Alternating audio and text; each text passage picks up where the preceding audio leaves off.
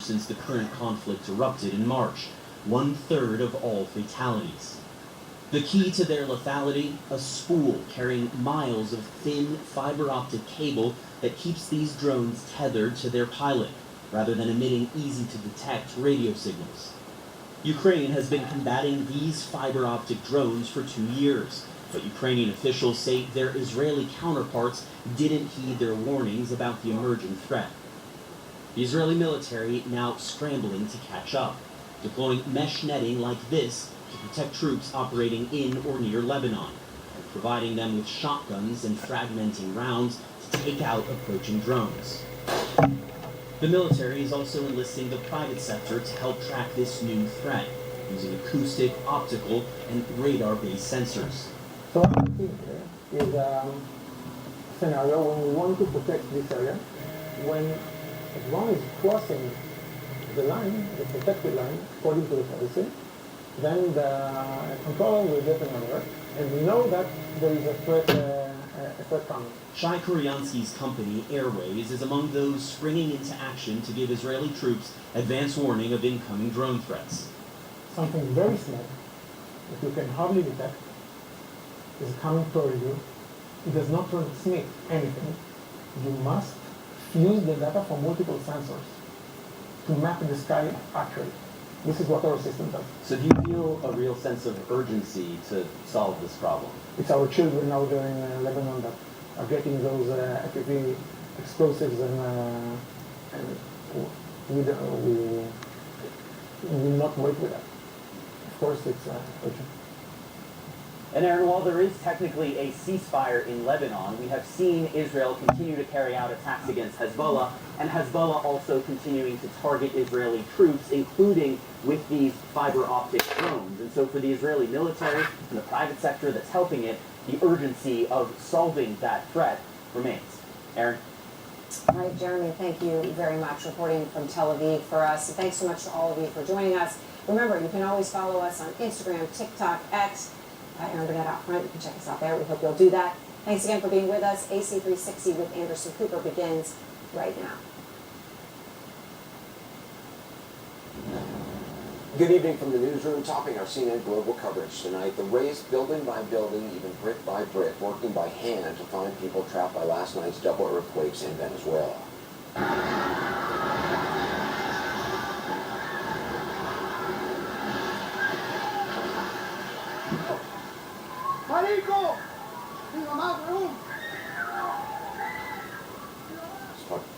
Saying my mom, he's saying, covered in debris from the collapsed building behind him. This is the capital, Caracas.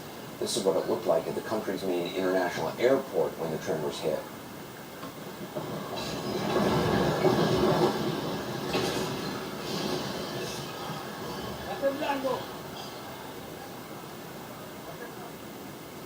Well, smaller scale structures did not do well either. Many, like these row houses, were simply shaking off their foundations, tipped over more or less in one piece.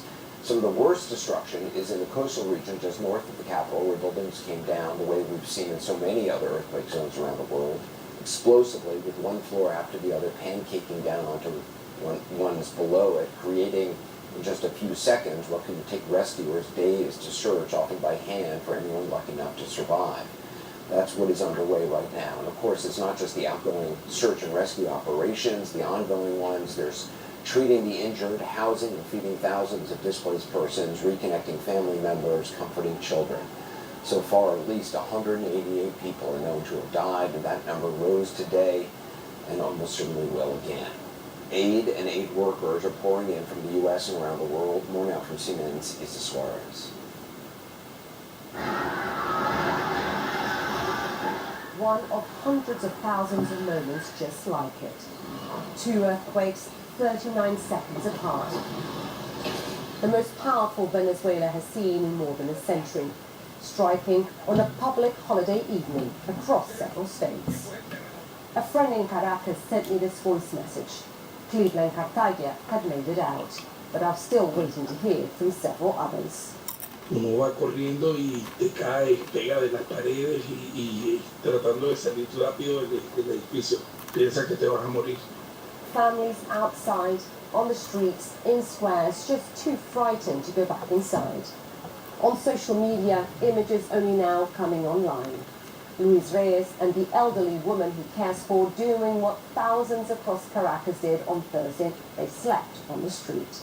Mucha gente está en las calles, en las plazas, debajo de los puentes. Hay mucha gente sin casa, hay mucha gente que se quedó sin nada.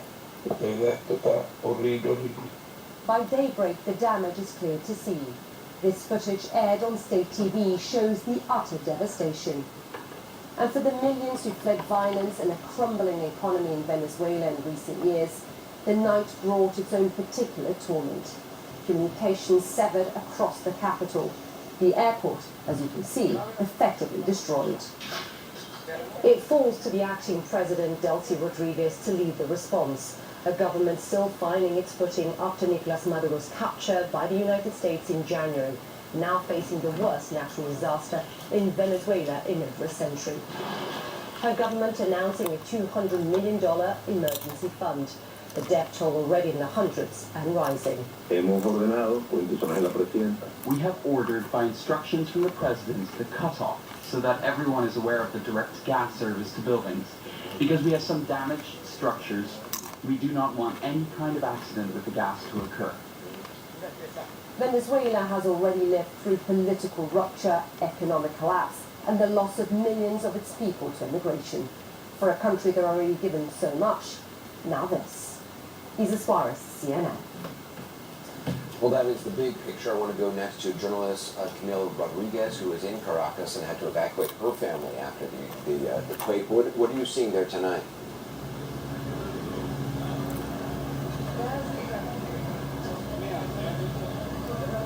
If you can hear me, what are you seeing there tonight? Hi there, how are you? Well, it's been a very tough day, and it continues to be a very tough night for Venezuelan people. Well, as you can behind me, rescue labors are still going on.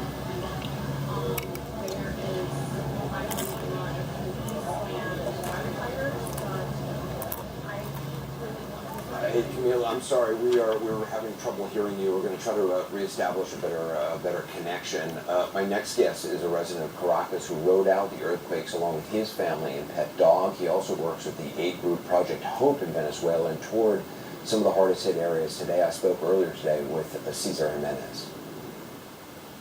Cesar, can you talk us through what it felt like when the earthquake hit?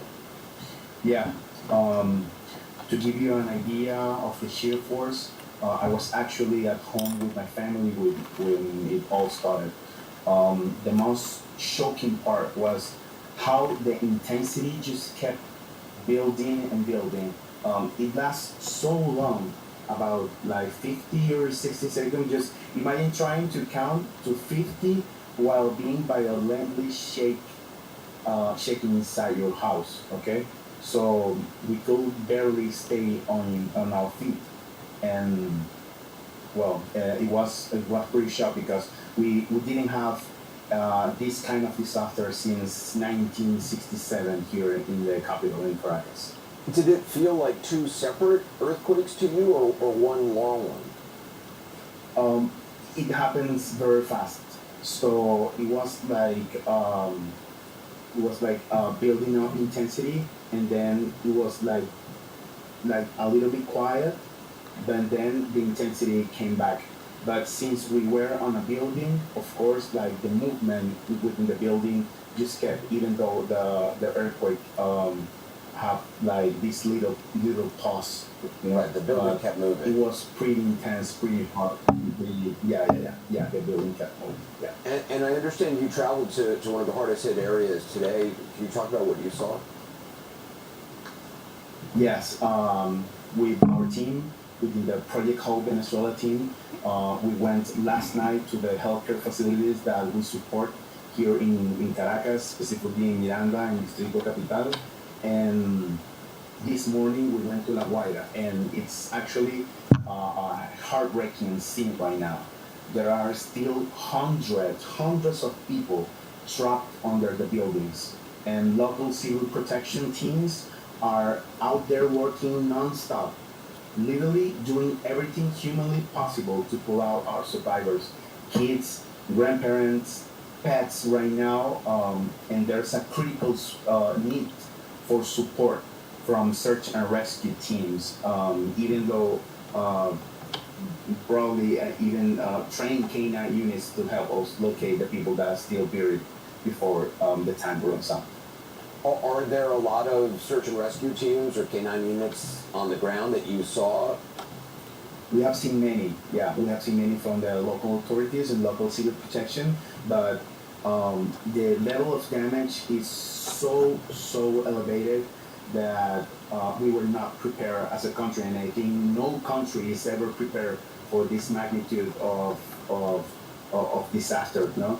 And of course, any support from other organizations and the partner organizations, international and local organizations from Prairie Hope is going to be a great support for us and for all of the communities. Yeah.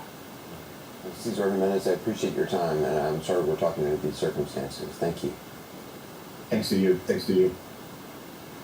I want to get some perspective now from Lucy Jones, who's a renowned seismologist, founder of the Dr. Lucy Jones Center for Science and Society. She developed the methodology used for earthquake advisories in the state of California. Dr. Jones, how unusual is it for two earthquakes to hit the same area in quick succession like this? It's actually relatively common. I mean, an earthquake happens because you start moving on a fault, and how far it keeps on going determines how big it is. So in this situation, it started moving, stalled for a few seconds, and then kept on. So it's being called two separate earthquakes. If there'd been a little less time between them, it would have just been one long earthquake. And as you heard, that's mostly what it felt like to the people who experienced it. And how long will aftershocks be a threat? For years. These really big earthquakes, it goes on for a long time. It dies off quickly. It's one over time, so however many earthquakes are on the first day, on the 10th day, you will have 1/10 as many. But there are a lot going on right now when you get out into that long tail, and it can keep on going. Large late aftershocks are very psychologically distressing and unfortunately very common. And is there something unique about Venezuela's position on the fault lines that would have contributed to the strength of this quake? Well, it's a plate boundary. Those are the places that have the biggest earthquakes most often. It's very much like the San Andreas Fault in Southern California. It's a transform fault moving sideways, and it's they move at about the same speed. The length of the fault determines the size of the earthquake. So it's what you expect at a plate boundary every couple of hundred years. And to humankind, that seems very long apart. To geologists, that's very rapid. And obviously at this stage, I mean, we still don't maybe have a complete picture of the impact of this, the damage it's caused in the hardest hit areas. Caracas is not on top of the fault. It started to the west. The rupture did move towards Caracas, and that tends to focus energy, but it's beyond the eastern edge of the fault. So to the west of it, there are other communities that receive stronger shaking than Caracas did. There are obviously a number of challenges already facing Venezuela's infrastructure, healthcare system before this. What do you see as the biggest challenges to recovery moving forward? There are so many. I mean, earthquakes, all disasters, break a system where it's already weak. So the problems that Venezuela was already having with its economy, with the distribution of health care, all of those are just going to become much, much worse. The one thing they can do, if the international community comes together and gets aid in quickly, that helps a lot, because you want to get the economy moving again. We see it as this immediate disaster, but the big earthquakes, the big disasters go on, they disrupt economies for years, for decades. And the faster we can get them back, the less the long-term impact will be. Mr. Jones, I really appreciate your time tonight. Thank you. For more information about how you can help victims of the Venezuela earthquake, go to cnn.com/impact. Just ahead tonight, what jurors just told a judge about reaching a verdict on arson charges in one of this country's most destructive fires ever. Palisades Fire, a live report from Los Angeles, where the news is now breaking. And new insight into the president's reflecting pool renovation, suggesting that rushing the job may have contributed to the problems. We'll be right back. Independence Live with Anderson Cooper and Andy Coe, July 3rd on CNN and on the CNN app. Houses can be a lot like lungs, where they seem to be one thing until you take a look inside. Especially if you're living with COPD or asthma and still have symptoms like a wet cough with mucus that's hard to clear and infections that keep coming back. For some people, like my mom, these symptoms can point to bronchiectasis. A CT scan of your lungs can help you get a deeper look. Talk to a pulmonologist to find out if it's bronchiectasis. Learn more at suspectbe.com. Before we had a country, we had a hospital in Philadelphia. Turns out, that first, just the first of many.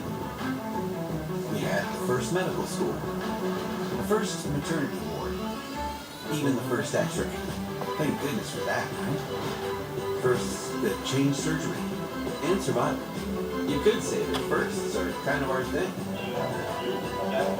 First then, first now, and we're just getting started. Just wait till we move to self-driving.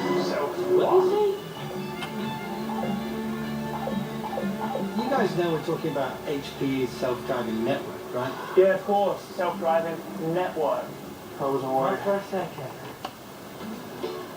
Did you know CancerGuard can help screen for multiple cancers? It's good to know. It's one simple blood test. Aha, good to know. Nearly 70% of cancers diagnosed have had no routine screening. Until now. Wait, what? CancerGuard helps detect over 50 cancers, like pancreatic, ovarian, and lung, even before symptoms appear. That really is good to know. CancerGuard, from the makers of Cologuard. Knowing means everything.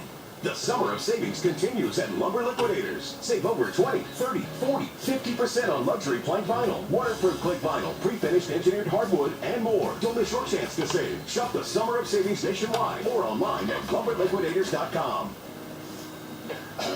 Honey. You too, huh? The COVID-19? We're not waiting. If it's COVID. Paxlovid. Paxlovid is an oral treatment for adults with mild to moderate COVID-19 and a high risk factor for it becoming severe. It does not prevent COVID-19. Our symptoms are mild now, but we're not risking it. Paxlovid must be taken within the first 5 days of symptoms and help stop the virus from multiplying in your body.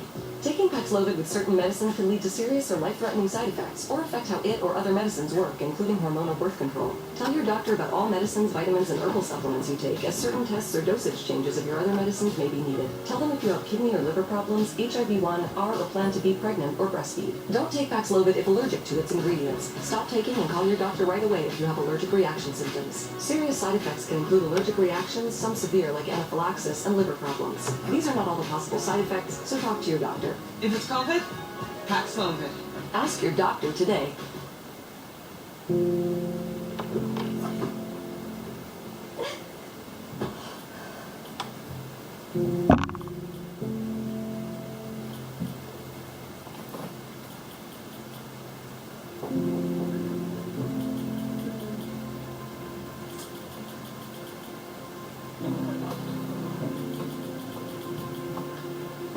Don't wait.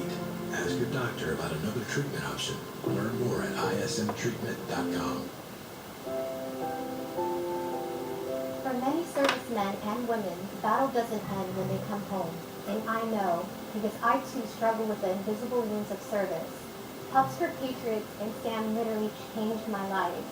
If you're a veteran or know a veteran struggling with post-traumatic stress or traumatic brain injury, go to AmericanHumane.org to learn more about the Pups for Patriots Service Dog program. Let's give our veterans a fighting chance. In many countries, soccer is not just a sport. These players have such an opportunity. All it takes is one goal to create a new story. Winning the World Cup, that is the dream. Chasing Soccer Glory, America's long game, now streaming on CNN.